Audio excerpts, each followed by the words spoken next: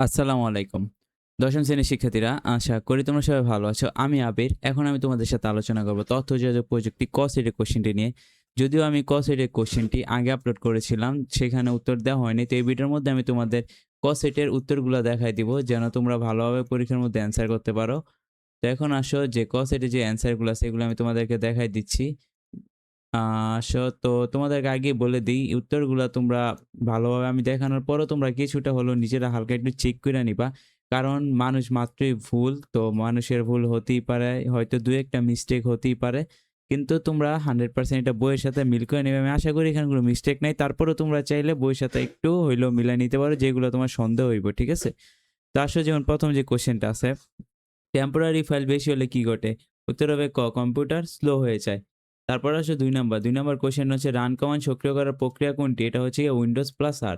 ৩ number হচ্ছে সাধারণ operating সিস্টেমে কোন ড্রাইভে থাকে? এটা হচ্ছে সি। ঠিক আছে? তারপর আসো ৪ নাম্বার। জিমেইল অ্যাকাউন্টের নিরাপত্তা শক্তিশালী করা হয় কোন ব্যবস্থাপনার মাধ্যমে? অবশ্যই 2 স্টেপ ভেরিফিকেশন এর মাধ্যমে। তারপর দেখো এখানে একটা উদ্দীপক দেয়া আছে। শাফকার তার কম্পিউটারে চালু করতে গিয়ে দেখলো যে সিস্টেম সঠিকভাবে চলছে, কিন্তু ডিসপ্লেতে কিছু দেখা যাচ্ছে না। তাহলে তার কিসের সমস্যা? অবশ্যই র‍্যামের মধ্যে সমস্যা রয়েছে।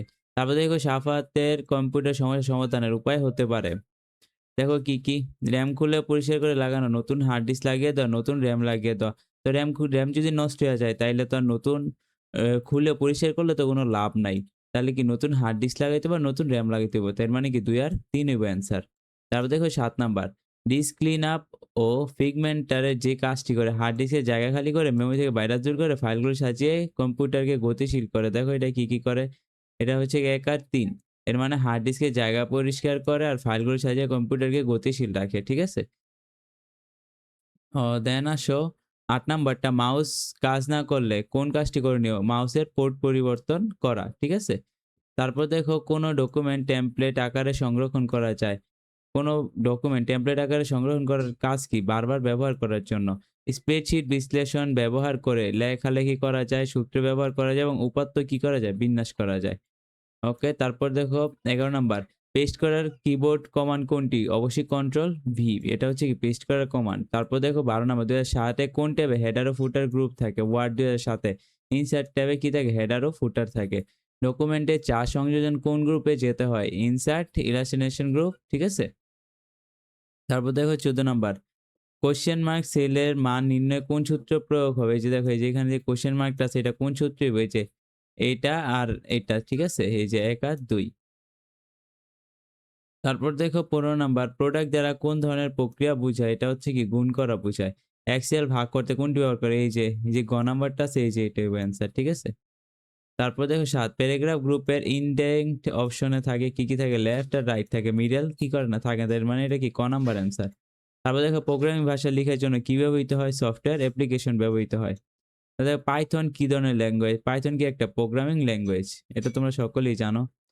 পাইথন, জাভা, সি প্রোগ্রামিং সবগুলো নির্দেশ একসাথে মেশিন করে রূপান্তর করে কোনটি? কম্পাইলার। তারপর বি সমান হোয়াট 10.5 প্রশ্নবোধক স্থানে নিচের কোনটি বসলে? এটা আইএনটি বসবে। ঠিক আছে? তারপর দেখো ২২ নাম্বার। এটা উত্তর হবে ক। তারপর দেখো ২৩ নাম্বার।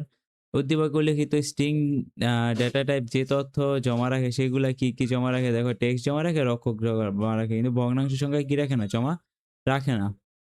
২৪ নাম্বার। প্রোগ্রামিং যারা শিখতে চায় তাদের জন্য দুর্দান্ত প্রোগ্রামিং ভাষা হচ্ছে পাইথন।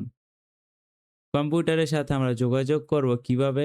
প্রোগ্রামিং ভাষা ব্যবহার করে ভাষার রীতিনীতি অনুসরণ করে নির্দেশ প্রদান করে। এটা উত্তর কি? গ নাম্বারটা। তো শিক্ষার্থীরা, আশা করি তোমরা এগুলার অ্যান্সার গুলা পাইছো এবং তোমাদের ভিডিওটা ভালো লাগছে। যাদের ভিডিওটা ভালো লাগে অবশ্যই আমার চ্যানেলকে সাবস্ক্রাইব করে দিবা গাইস। আল্লাহ হাফেজ।